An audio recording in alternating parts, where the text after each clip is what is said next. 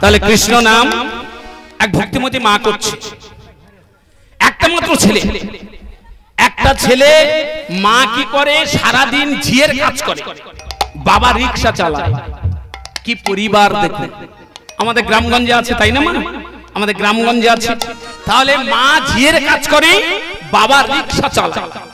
একটা ছেলে। এখন বর্তমান সমাজ হয়েছে, সমস্ত ছেলেরা বলছে, আপনার ছেলেরা বলছে, হ্যাঁ রে বাবা, হ্যাঁ রে খোকা, একটা মাত্র ছেলে, আর অন্তত একটা ছেলে নিলি না বা মেয়ে নিলি না। বলে মানুষের মতো মানুষ করতে হবে, মানুষের মতো মানুষ করতে হবে। বর্তমান সমাজ দেখুন, আমরা 6 ভাই বোনে, আমরা 6 ভাই বোনে। আমার বাবা তখনকার দিনে ভানাকুটো করে আমাদের মানুষ করলো, আমরা মানুষ হলাম না। আর আমাদের ছেলেরা আজকের বলছে, আমরা বলছি মানুষের মতো মানুষ করতে হবে। তাহলে তারা কি এতদিন আমাদের যা করে গেল, আগের জেনারেশন বাবা মা ঠাকুর দ্বারা যা করে গেল, আমাদের কি অমানুষ করে গেল না গরু বাছুর তৈরি করে গেল? তাই আমরা আজকের একটার অধিক নিই না, শুধু বলছি মানুষের মতো মানুষ করতে হবে, তাই না? তাই কি করছে? একটা ছেলে তার লেখাপড়া শিখিয়ে, বাবা তো রিক্সা চালিয়ে বাড়ি আসে, শ্বেত পাথরের ঘর করেছে, সানের ঘাট তৈরি করেছে, ছোট্ট একটা মন্দির করেছে। ছেলে চাকরিজীবী হয়ে গেল। চাকরিজীবী হয়ে যাওয়ার পরে কি করলো? বেশ কিছুদিন পরে সুখের সময় হলো, ছেলেটার বিয়ে দিয়ে আমার ব্যাংকের ম্যানেজার হয়ে গেল। ব্যাংকের ম্যানেজার হয়ে গেলে তাহলে কত টাকা মাইনে বর্তমানে? তাহলে সেই ব্যক্তি চাকরি করছে, বাবা দেখে একটা সুযোগ্য বৌমা, সুশিক্ষিত বৌমা করলেন। করার পর কিছুদিন পর সেই বাবার ক্যান্সার রোগ হয়ে গেল। তাহলে বর্তমান যত অর্থওয়ালা ব্যক্তি থাক না কেন, মারণ রোগ, তার থেকে ভয়াবহ রোগ ছিল একদিন। আমার বর্তমানে আমাদের কলিতে এখন যে রোগটা চলছে, করোনা, যেটা নিয়ে আজ বর্তমান কলি চ্যালেঞ্জ করে ধর্মকে বলেছিল। কলি যখন আসে চ্যালেঞ্জ করে ধর্মকে বলে, আস্তে আস্তে আস্তে আমার ধৈর্য ধরুন, কীর্তনটা ভক্তি রসের বস্তু, ধৈর্য ধরতে হবে। তাহলে কি করলেন? কলি চ্যালেঞ্জ করে ধর্মকে বলেছিল। এখন কলির এখন কোথায় কিছু হয়নি, এর মধ্যে ধর্মের সঙ্গে চ্যালেঞ্জ করে ছেলে জিতে গেল। একটা টক্কর এমন ভাবে মেরেছে, ভারতবর্ষ নয় গোটা বিশ্বে, গোটা বিশ্বের মানুষ থরহরি কম্পমান, তার ঔষধ পর্যন্ত বের করতে পারলো না। ধর্ম কর্ম সব অকেজো করে দিল, শিক্ষা দীক্ষা গুলো সব কানা করে দিল। একটা টক্কর মেরেছে, সবে বলে করোনা। এই করোনা রোগটা এমন টক্কর মেরে দিল ভগবান, ওই কলি এমন ভাবে দিল ধর্মের দিকে ছুড়ে। আজ বিশ্ব জুড়ে কি হচ্ছে? বিশ্ব জুড়ে ধর্ম কর্ম শিক্ষা দীক্ষা সব অকেজো করে দিল। তাই কলি বাবাকে সবে একটা টক্কর মেরে বলে দেখিয়ে দিল, বাবা দেখো সবে আমি একটা টক্কর মেরেছি, এখন বাকি আছে। তাহলে এখন চলছে, চলছে না?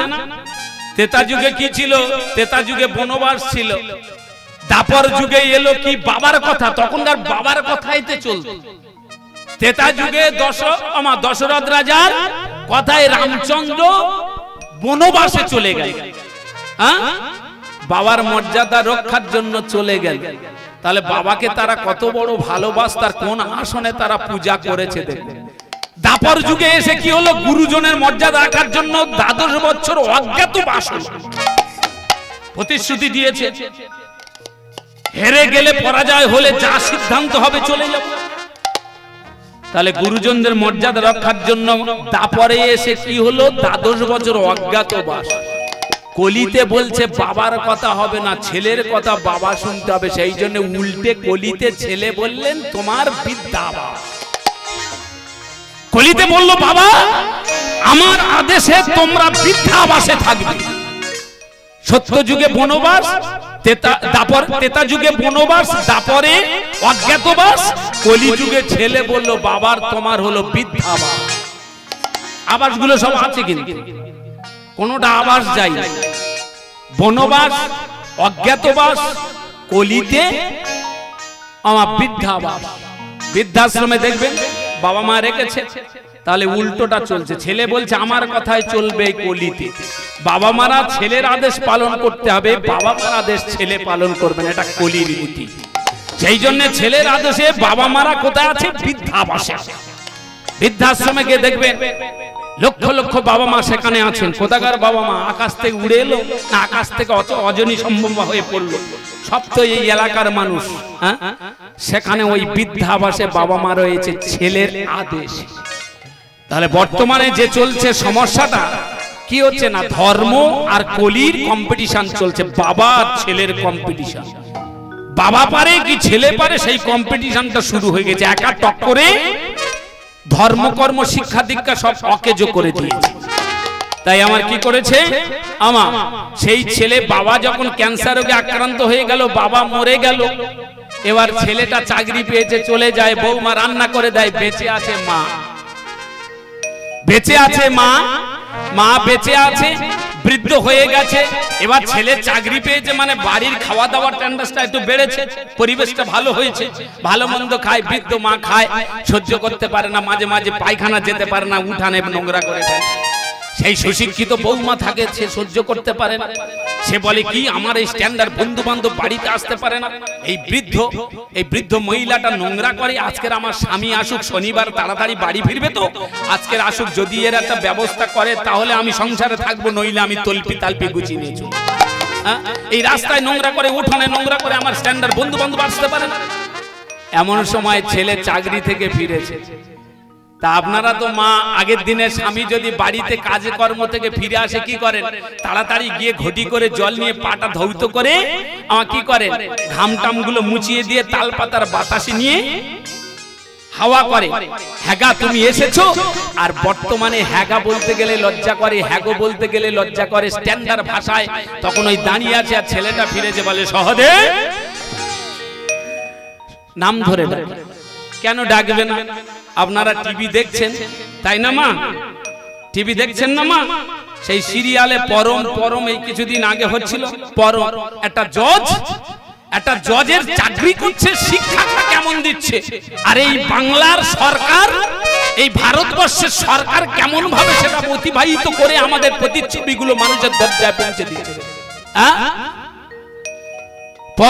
পরম তাহলে একটা জজের চাকরি করে সেই মহিলা যদি লক্ষ লক্ষ ছেলে মেয়ের সম্মুখে স্বামীর নাম ধরে ডাকে, তাহলে বর্তমান ছেলে মেয়েরা তো শিক্ষিত, তারা বলবে না কেন? তারা তো নিশ্চয়ই বলবে যে ওরা আমার পার্থক্যটা কোথায়, ও বিয়ে পাস আমি বিয়ে পাস, তাহলে আমি নাম ধরে ডাকবো না তো কি করবো? সেই জন্য হ্যাগা হ্যাগো আর বলে নাম ধরে ডাকে। তা যেই নাম ধরে ডেকে বলছে সহদেব তুমি এসেছো, বলে হ্যাঁ, বলে দাঁড়াও তুমি দেখতে চাও না শুনতে চাও? বলে কেন?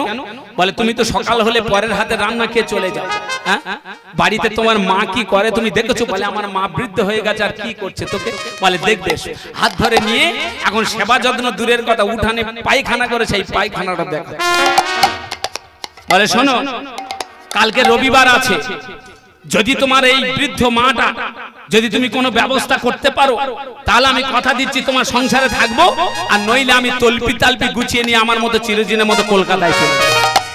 ছেলেটা বিপদে পড়ে তাড়াতাড়ি করে বউয়ে জড়িয়ে ধরে বলছে পার্বতী, পার্বতী দাঁড়াও দাঁড়াও, তুমি মাথা গরম করো না, বর্তমানে মেয়ের অভাব, বর্তমানে মেয়ের অভাব নেই মা, আপনাদের ছেলে আছে কি জানি না, আপনাদের ছেলে আছে কি জানি না, আমাদের পারিপার্শ্বিক সব ছেলে আছে, বিয়ে দেওয়ার জন্য ঘটককে 10,000 টাকা ডোনেট করছে। আগের দিনে মেয়ের বাবা ঘটককে বলতো, বাবা আমার একটা পাত্র জোগাড় করে দে, তোর যা করলে একটা ধুতি দেবো, একটা জামা দেবো, আর এখন বর্তমানে কি করছে? বর্তমানে ছেলের বাবা ঘটককে ডেকে বলছে 10,000 টাকা ডোনেট করব, আমার একটা বৌমা করে দিতে হবে। তাহলে মেয়ের কত বড় অভাব দেখো। হ্যাঁ বলছে পার্বতী তুমি মাথা গরম করো না, তোমার মতো রূপসী নারী চলে গেলে পাবো কোথায়, বউ গেলে পাবো কোথায়, আর মা তো বৃদ্ধ হয়ে গেছে, আজ না হয় 5 বছর আর বাঁচবে, 5 বছর পরে তো মার মৃত্যু তো হবেই। হ্যাঁ তা ও টেনশন করে লাভ নেই, আগামীকাল রবিবার আমি ওই বৃদ্ধ মার ওই সুন্দরবনে তুলে দিয়ে আসবো, জঙ্গলে ওই হিংস্র জন্তুতে ছিঁড়ে খেয়ে নিক বাবা, দরকার নেই, ঝামেলা চুকে যাবে, তুমি মাথা গরম করো না, চল। যখন এ কথা বলেছে সুশিক্ষিত বউটা খুব শান্তি পেয়েছে, যে কালকের পরে থেকে আবর্জনা কেটে যায়। তা কি করেছে আমার তারপর দিনে ভালো করে ভোরবেলা থেকে উঠে সেই সুশিক্ষিত মেয়েটা ভালো করে রান্না করে একবার শাশুড়ি মার একবার জীবনের মতো খাইয়ে, ভালো করে রান্না করে খাইয়ে দিয়ে এখন ছেলেটা মাছের ঝুড়ি করে, যেমন একটা মাছের ঝুড়ি থাকে না, ওই ঝোড়ায় করে বৃদ্ধ মাকে বসিয়ে নিয়ে সেই শিক্ষিত চাকরিজীবী সন্তান সুন্দরবন জঙ্গলে তুলে দিয়ে আসতে যাচ্ছে। মাথায় করে যখন নিয়ে যাচ্ছে ওমা স্বর্গ থেকে ধর্মরাজ দেখছে আর বলছে, ধর্মরাজ দেবরাজ ইন্দ্রকে ডেকে বলছে, ইন্দ্র দেখো মর্তের লীলা কি চলছে, দেখো বৃদ্ধ বাবা মা বৃদ্ধ হয়ে গেলে তার নীতি আদর্শ কলিতে কি চলছে দেখো। আমি আদেশ করছি ইন্দ্র, ওই পাপিষ্ঠ সন্তানকে তুমি বজ্রকে ডেকে বজ্রাঘাতে অকাল মৃত্যু দাও। ধরিত্রীর মানুষ দেখুক যে বাবা মাকে অশ্রদ্ধা করলে এমন তার অকাল মৃত্যু হয়, জীব শিক্ষা দাও, আমি আদেশ করছি। দেবরাজ ইন্দ্র শুনে চলে গেলেন ঘোর বজ্র ঝড় শুরু করতে বজ্রকে ডেকে নিয়ে। আর বৃদ্ধ মা ঝড়াতে যখন তুলেছে, বৃদ্ধ মা ঘমটাটা দিয়েছে, ঘমটাটা দিয়ে আর নিয়তিকে বলছে, আর সেই যে স্বামী মরে গেছে সেই স্বামীর প্রতিচ্ছবি হৃদয়ে জাগিয়ে কাঁদছে আর বলছে, স্বামী নারী কুলে যদি আমার জন্ম হয়ে থাকে, হে নিয়তি নারী হয়ে কোনোদিন মা হয়ে জন্মগ্রহণ করি এই ধরিত্রীর মাটিতে, তবে আমি তোমার কাছে এইটুকু দাবি করে যেতে চাই, আমার যে স্বামী ছিল ওই স্বামী যেন আমি পাই, পুত্র সন্তান আমি চাই না।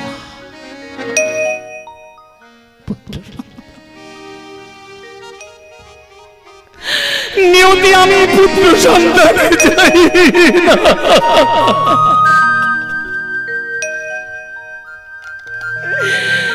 যে স্বামী রিক্সা চালিয়ে অস্থি চর্ম সার করে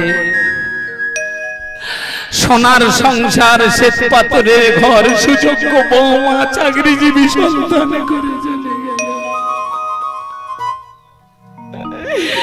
আজকের কুকুরের ছানার মতো কুকুরের বাচ্চার মতো ঝড়াই করে অজ্ঞাত পাশে জঙ্গলের মধ্যে বাবা মাকে তুলে দিয়ে সে সন্তানের প্রয়োজনে কি আছে নিয়তি?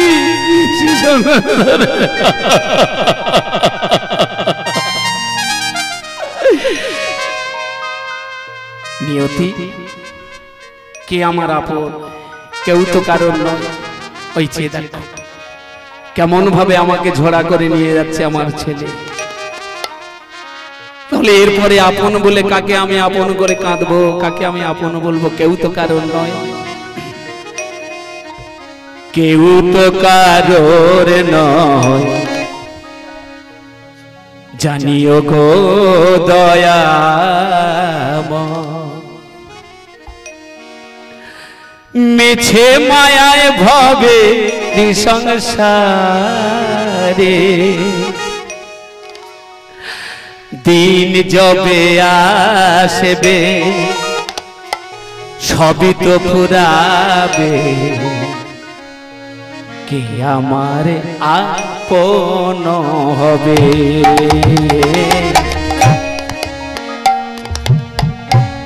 কে আমার আপন হবে? কেউ তো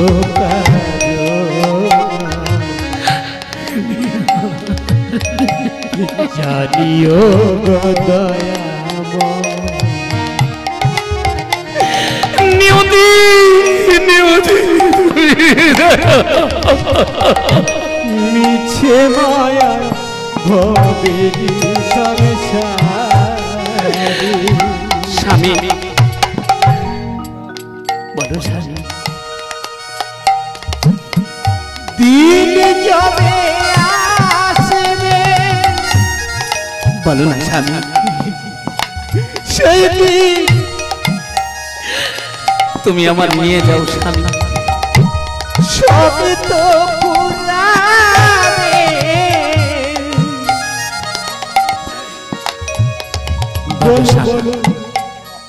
বলো না স্বামী, কে আমার আপন হবে?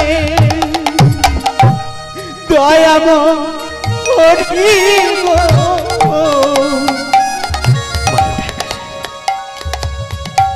কে আমার আপন হবে? কেউ তো কারোর নয়, জানিও গো দয়াময়।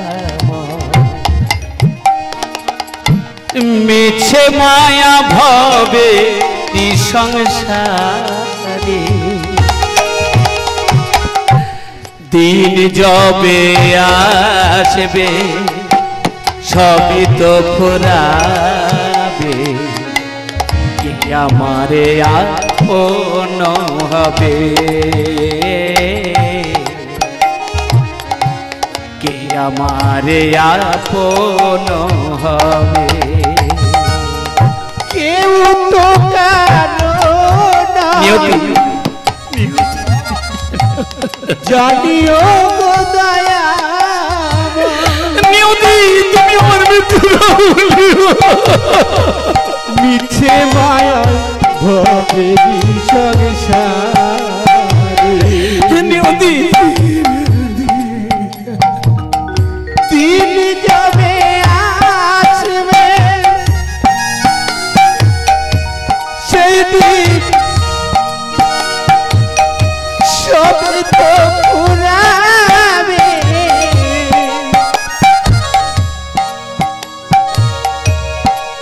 বলো বলো সেই দিন আমার আপন কে হবে, বলো না দয়াময় হরি গো, সেই দিন বলো আমার আপন কে হবে। সাদেবী সংসার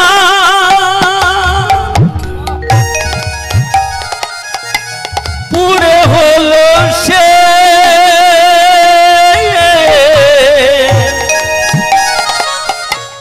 আসা যাওয়া ভবের খেলা মেছে ধরবে, সাধেরি সংসার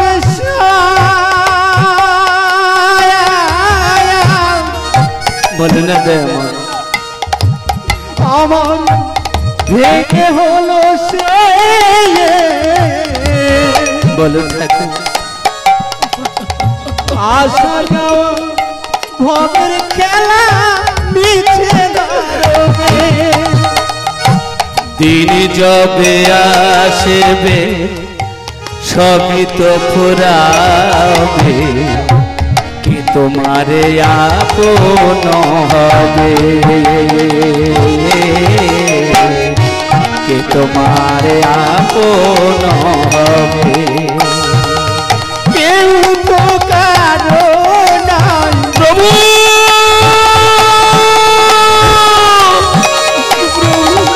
জানিও গো দয়া, মিছে মায়ায় ভবে সংসারে,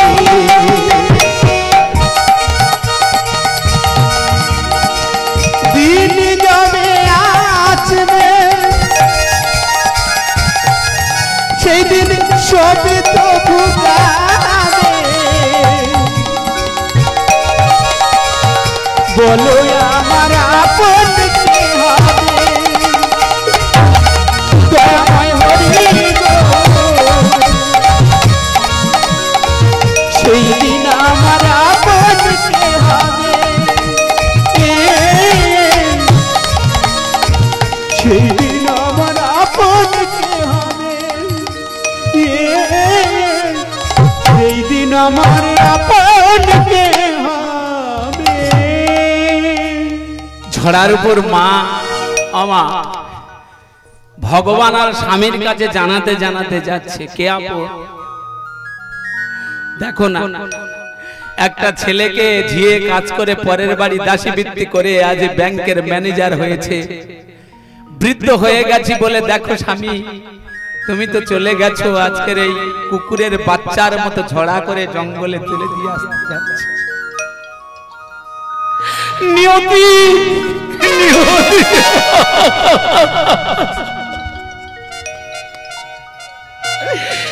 জঙ্গলের ভেতর চলে গেল, এমন সময় সেই বজ্র ভগবান ধর্মের নির্দেশে বজ্র আসে, যখন আসে সেই পাপিষ্ঠ ছেলেকে মৃত্যু দেবার জন্য আমা মাথার উপর দেখে ঘোমটা দিয়ে সেই পবিত্র গর্ভিণী মা ভগবান আরাধনা করছে, কার মৃত্যু আগে দেবে।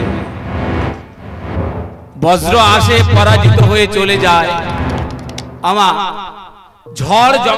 ঝড়ের সময় দেখেছেন আপনারা, কি দেখেছেন কি জানি না, কোন পাখির বাসা যদি নজরে পড়ে দেখবে, গভীর যখন ঝড় বৃষ্টি শুরু হয়, সেই মা বাচ্চাদের বাঁচাবার জন্য কি করে একটু লক্ষ্য করে দেখবে। নিজের ডানাটা সেই বিষাক্ত ঝড়ের মুখে ঠেলে দিয়ে বাচ্চাগুলো আঁকড়ে ধরে নিজের দেহের মধ্যে সবকিছু রোদন করে নেয়, সহ্য করে। আজকের আপনাদের মতো মাও তাই। সেই মা যখন জঙ্গলে নিয়ে যাচ্ছে, বজ্রের দৃশ্য দেখে মা স্থির থাকতে পারলো না যে ছেলে আমার এই অবস্থা করছে, বউ আমার এই অবস্থা করছে, অভিশাপ দেব কি তা সে মনোভাব নেই। মা বিভ্রান্ত হয়ে ধর্মের কাছে কাঁদছে, ধর্ম আমি তো মারে ধর্ম। এই ছেলেকে যদি গর্ভে ধরতে হয় আমার মতো মা ধরেছে ধর্ম, 10 মাস যদি কষ্ট পেতে হয় আমি পেয়েছি ধর্ম।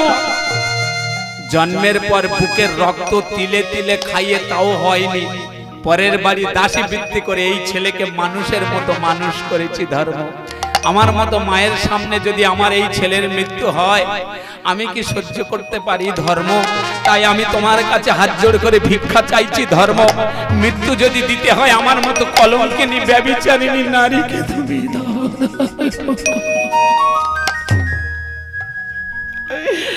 আমার ঘরেতে ছোট্ট ছোট্ট নাতি নাতনি দুজন আছে, নবযৌবনা বৌমা আছে। এই বয়সে স্বামী হারা হয়ে চন্দ্রকণা পড়ে যখন নগরে নগরে ঘুরে বেড়াবে, নগরের মানুষ কুলোটা ব্যভিচারিণী অসতী নারী বলে ধিক্কার করবে। আমি তো মা, আমি কি সহ্য করতে পারবো? আমার আত্মা কি শান্তি পাবে ধর্ম? তাই আমি তোমার কাছে ভিক্ষা চাইছি ধর্ম, তুমি কিছুক্ষণ স্তব্ধ হও, আমার ছেলেটা বাড়ি ফিরে যেতে দাও। মৃত্যু যদি দিতে হয় আমার মতো মায়ের তুমি দাও। খোকা খোকা, ওই দেখ আকাশটা স্তব্ধ হয়েছে, তোর কাছে আমি কিছু বলতে চাই। খোকা তুই একটু নামা, খোকা তুই একটু নামা। মায়ের কাকুতি মিনতি দেখে গাছের গোড়ায় ছেলেটা যখন নামিয়েছে, তাড়াতাড়ি করে সেই বৃদ্ধ মা ছেলের মুন্ডুখানা নিয়ে বগলের ভেতর দিয়ে আঁচলটা চাপা দিয়ে আর ধর্মকে বলছে, বজ্রকে বলছে, বজ্র তুই ফিরে যা। বজ্র, মৃত্যু যদি দিতে হয় বজ্র তুই আমাকে দিস। গর্ভে যদি ধরতে হয় ছেলেকে আমি ধরেছি। কুসন্তান যদি তৈরি করতে হয় আমি করেছি, অপরাধী আমি। মৃত্যুটা তুই আমার দিস, আমার নবযৌবনা বৌমাকে তুই দিস। ধর্ম যখন স্তব্ধ হয়েছে আকাশটা, তাড়াতাড়ি করে বগলের ভেতরের থেকে ছেলেটা বার করে নিয়ে ধাক্কা মেরে বলছে, দেখ খোকা ওই দেখ আকাশটা স্তব্ধ হয়েছে, তুই চলে যা চলে যা। আমার নবযৌবনা বৌমা, আমার নাতি নাতনি তোর জন্য অপেক্ষা করছে, বাবা বাবা বলে কাঁদছে, চলে যা। যখন ধাক্কা মেরেছে, মায়ের ধাক্কায় ছেলেটা যখন পড়ে গেছে, এই ভারতবর্ষের পবিত্র মাটিটা যখন স্পর্শ পেয়েছে, সেই পাপিষ্ঠ সন্তানের জ্ঞান চৈতন্য ফিরেছে। যখন ওই মাটি স্পর্শে, ধরিত্রী স্পর্শে জ্ঞান চৈতন্য ফিরেছে, যে মা ধাক্কা দিয়ে ফেলে দিয়েছে সেই মায়ের দিকে তাকিয়ে দেখে মায়ের চোখের জলে বুকটা ভেসে যাচ্ছে। আর মা সেই ছেলের অভিশাপ না দিয়ে ভগবানের কাছে মঙ্গল কামনা, মুক্তির কামনা করছে। মাটিতে হাত দিয়ে এক পা করে উঠে আসছে আর বলছে, মা তোমার চোখে জল, মা তোমার চোখের জল তো আমার অভিশপ্ত করবে, তোমার চোখের জল তো আমার নরক যন্ত্রণা ভোগ করবে, তোমার চোখের জল আমার সমস্ত কর্মটাকে পিছল করে দেবে। আমি তোমার কথা দিচ্ছি, পার্থিব জগতের ভালোবাসা আমি অনেক পেয়েছি, ওই ভালোবাসা আমি আর পেতে চাই না। পঞ্চপাণ্ডব কুন্তির হাত ধরে নিয়ে তারা যদি ভিক্ষা করে খেতে চা পারে, আমি কি তোমার মতো মায়ের হাত ধরে নগরে নগরে ভিক্ষা?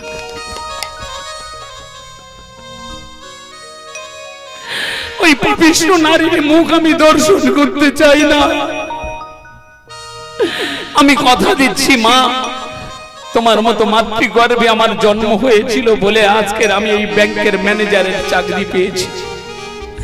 তোমার মতো পবিত্র মাতৃগর্ভে জন্ম হয়েছিল বলে ওই মেয়ের বাবা আমার হাতে ওই মেয়েটাকে তুলে দিতে পেরেছে। আজ যদি আমার অযোগ্য সন্তান তুমি তৈরি করতে ওর বাবাকে আমার হাতে তুলে দিতে পারতো, আমি কথা দিচ্ছি তোমার মতো পবিত্র মায়ের হাত ধরে আমি বাকি জীবনটা কাটাবো। তাই এক পা করে এসে মায়ের গলাটা জড়িয়ে ধরে চোখের জল মুছে দিচ্ছে আর বলছে, মা তোমার মতো পবিত্র মায়ের জল যদি মাটিতে পড়ে ধরিত্রী আমাকে অভিশপ্ত করবে, অগ্নিদগ্ধ করবে। তাই মুছিয়ে দিচ্ছে আর বলছে, তুমি অমন করে কেঁদো না গো মা,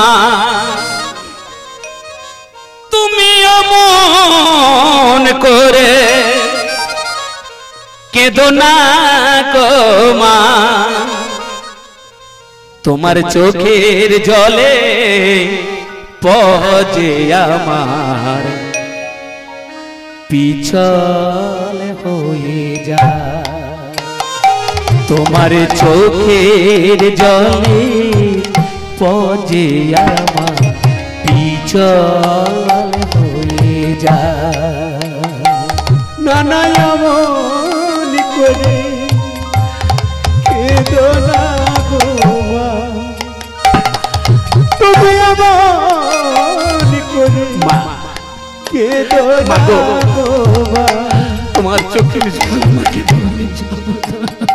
তোমার চোখের জলে মা পদ যে আমার জননী গো,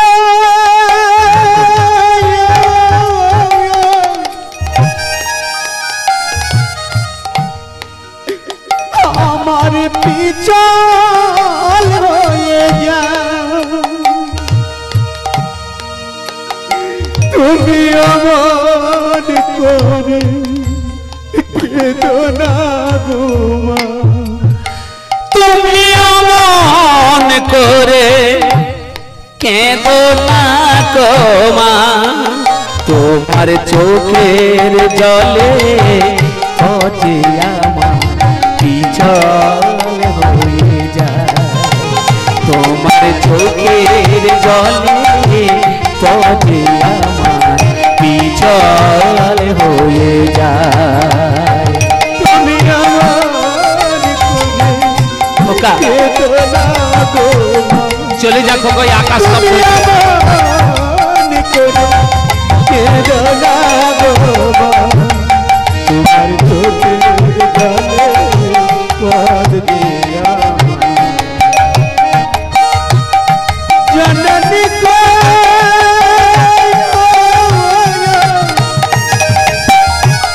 আমার পিছল হয়ে যা, আমার পিছল হয়ে যা। শোনো মা, যে অপকর্ম কাজ আমি করেছি তার জন্য আজ কোনোদিন মানব জীবন হয়ে ফিরে আসতে পারবো কিনা জানি না, তবে আমার মধ্যে হতভাগ্য সন্তানের মনের অভিপ্রায় তুমি শোনো। জানি না আর আসবো কিনা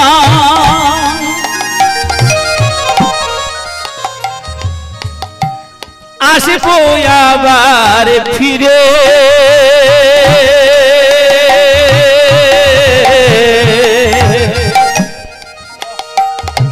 জননী গো,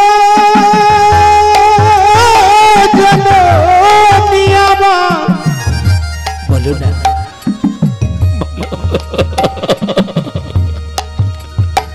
জননী আর তোমার মতো পবিত্র করবে আর আসতে পারবো কি?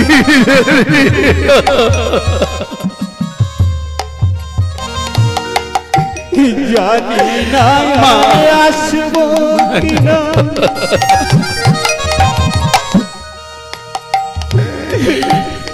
এ ভব সংসারে মাগো তোমার গর্ভে জন্ম নিয়া,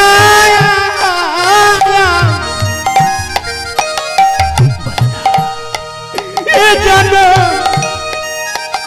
বলো ভণ্ড যে আমারে মাগো, বলো এ জন্ম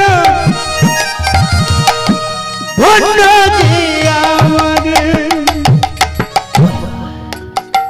আমি তোমার তোমার আসি বলো না মা। জননী গো খোকা তুই চলে যা, খোকা তুই চলে যা। আমি তোমার আসি চলে যা।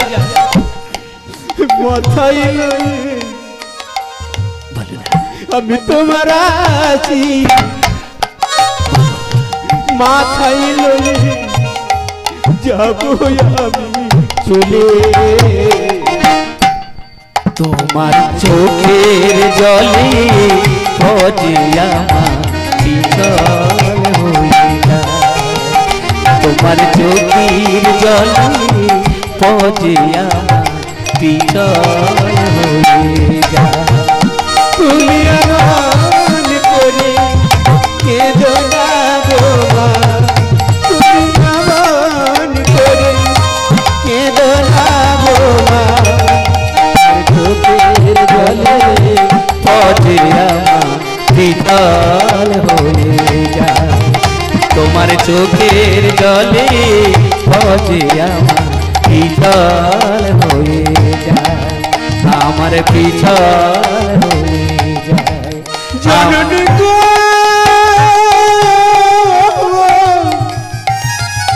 আমার পিছল হয়ে যায়, আমার পিছল হয়ে যায়, আমার পিছল হয়ে যায়।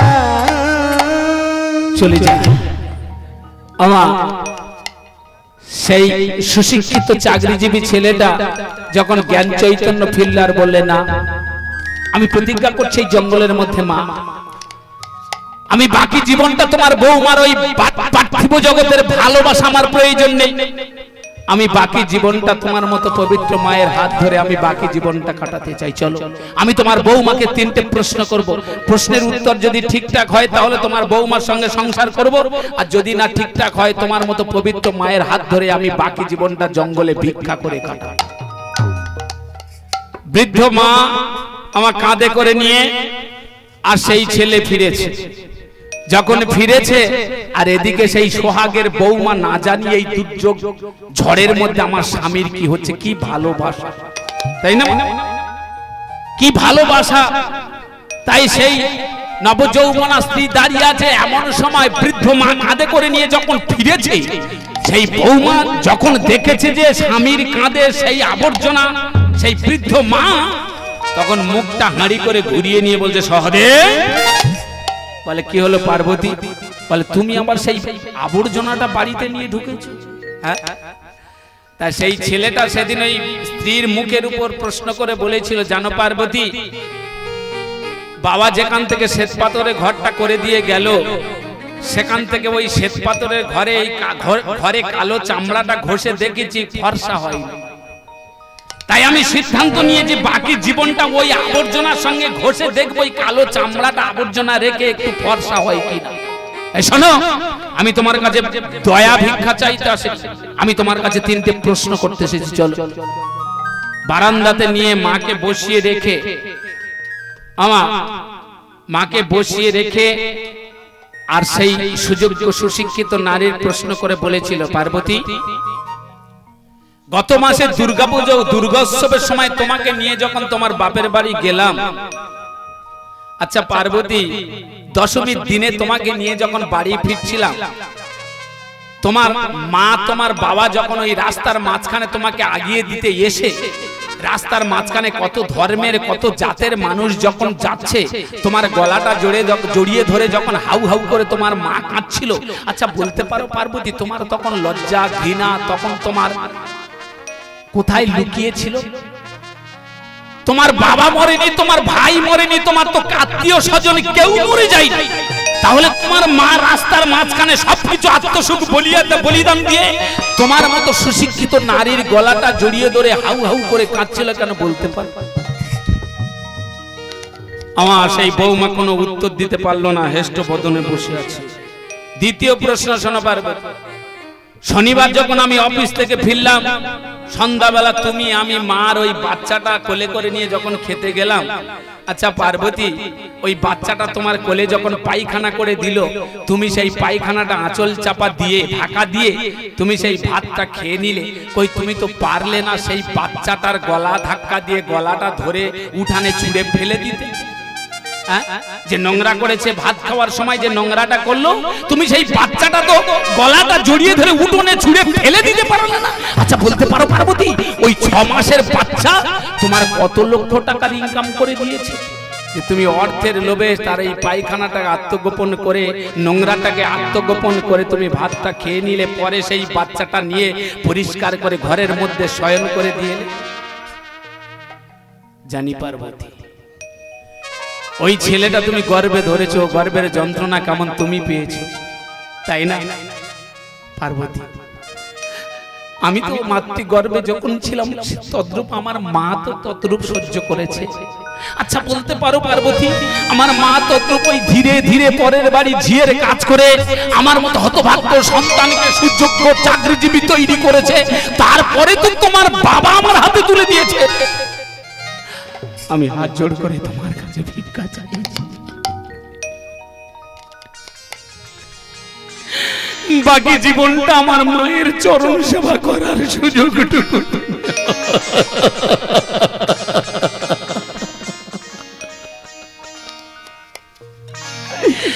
আমার সেই সুযোগ্য শিক্ষিত সন্তান স্ত্রীর চরণ ধরে কাঁদছে আর বলছে, পার্বতী আমার বাবা মাকে একটু সেবা করার সুযোগ দাও। আরো শুনেছো পার্বতী? বলে কি, তুমি যে সিদ্ধান্ত করে আমার মাকে বিনা অপরাধে জঙ্গলে তুলে দিয়ে আসতে বললে, সেই মা তোমার অভিশাপ দিল না? আমাকে দূরে ছুঁড়ে ফেলে দিয়ে বলল, চলে যা খোকা, আমার নবযৌবনা বৌমা স্বামী অপেক্ষা করে বসে আছে, এই বয়সে যদি তোর কোনো কিছু ঘটনা ঘটে যায়, আমার বৌমা চন্দ্রকণা করে স্বামী হারা হয়ে নগরে নগরে ঘুরে বেড়াবে, মানুষ কুলোটা কলঙ্কিনী ব্যভিচারিণী বলবে। বলতে পারো, বলতে পারো পার্বতী, আমার মাকে তুমি, আমার মায়ের বাকি জীবনটা তুমি কি সান্ত্বনা দিতে পারবে না?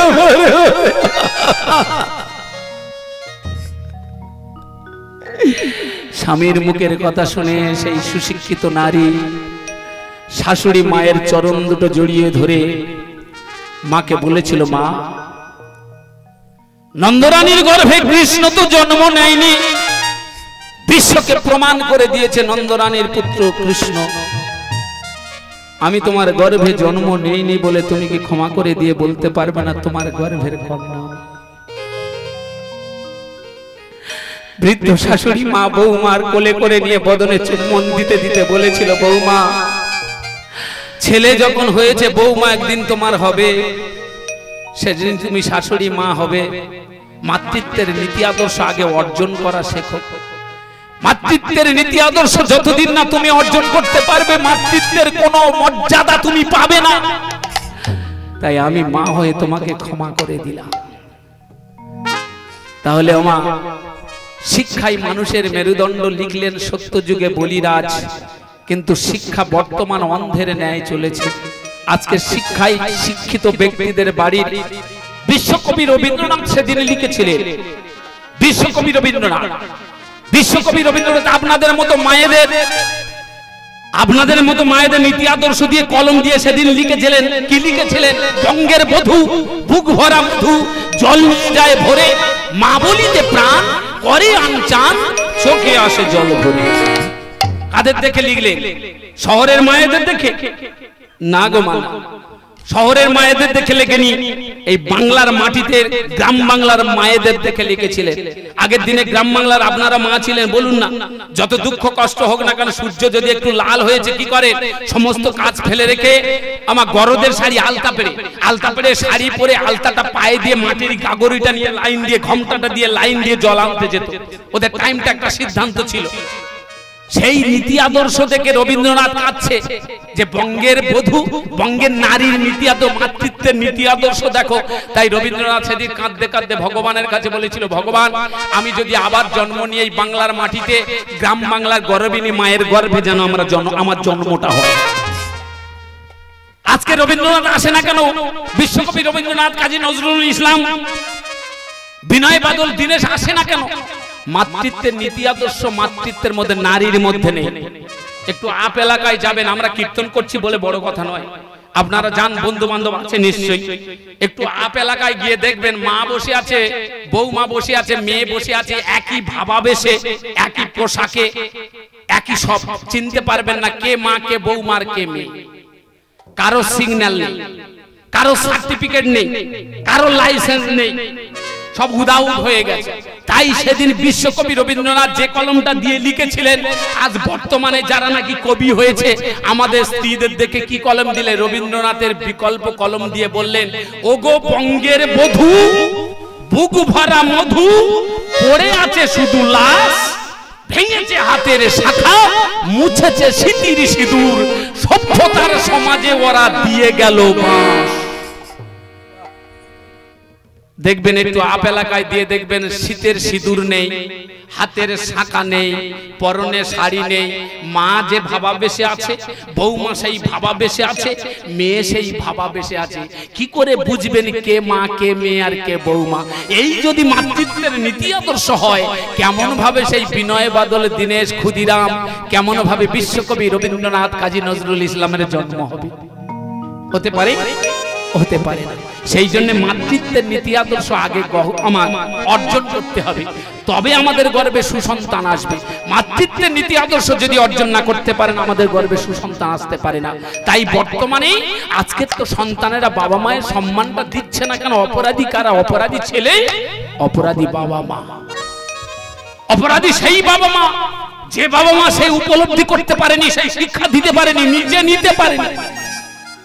সকালে উঠে স্বামীর চরণে সেবা প্রণাম করে না, শ্বশুর শাশুড়ির চরণে প্রণাম করে না, ওরা দেখবে কি করে, শিখবে কি করে?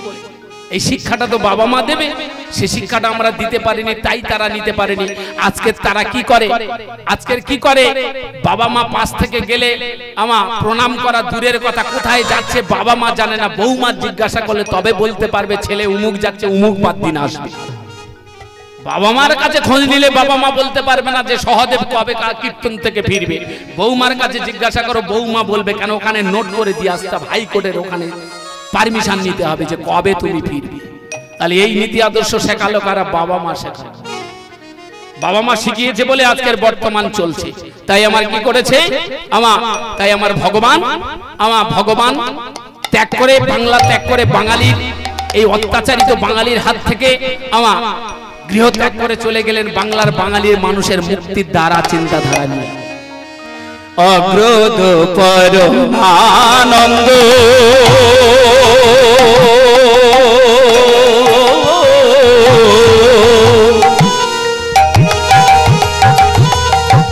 নিত্যানন্দ রায়, অগ্রদ রমানন্দ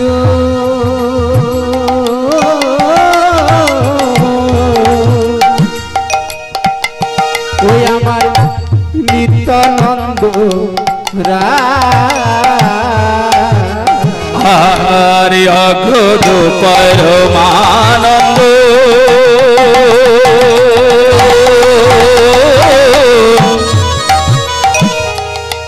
নিত্যানন্দ রায়,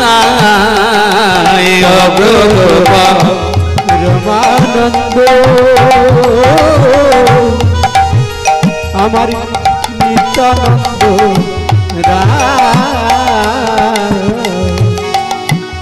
অভিমানী শূন্য নিতাই নগরে বেড়ায়, অভিমানী শূন্য নিতাই নিতাই নগরে বেড়ায়, অভিমান শূন্য নিতাই নগরে বেড়ায়, অভিমান শূন্য নিতাই নিতাই নগরে বেড়ায়, যে না নেয় যাচো তারে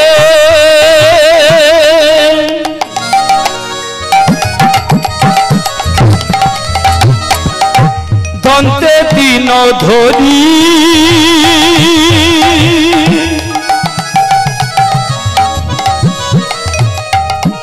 আমাদের কিনিয়ালো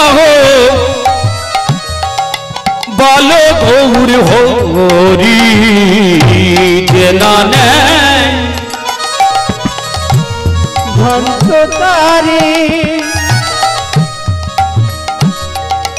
দন্তে তিন ধরি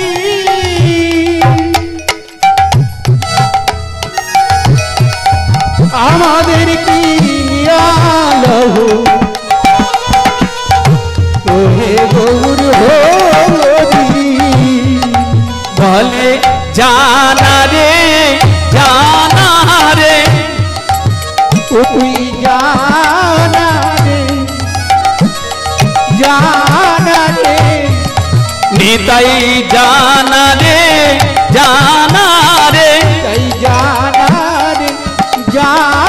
রে ওই জগৎবাসীর দারে দারে জানা রে জগৎবাসীর দারে দারে আমার জগৎবাসীর দারে দারে আমার জগৎবাসীর দারে দারে আমার জগৎবাসীর দারে দারে আমার নামের মাহাত্ম্য তারে আমার জগৎবাসীর দারে